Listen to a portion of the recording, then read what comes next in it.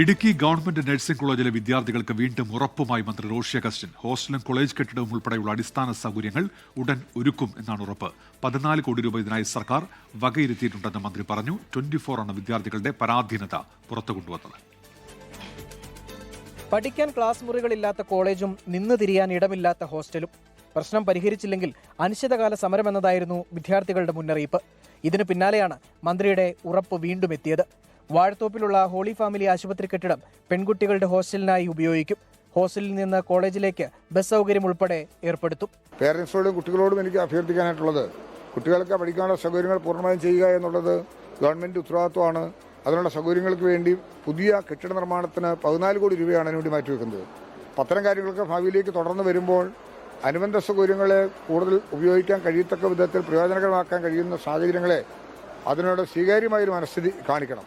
മന്ത്രി പറഞ്ഞ കാര്യങ്ങൾ കുട്ടികളും രക്ഷിതാക്കളുമായി സംസാരിക്കാൻ ജില്ലാ കളക്ടറെ ചുമതലപ്പെടുത്തി.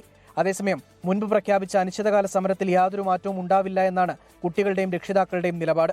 16-ാം തീയതി മുതൽ സമരം തുടങ്ങും.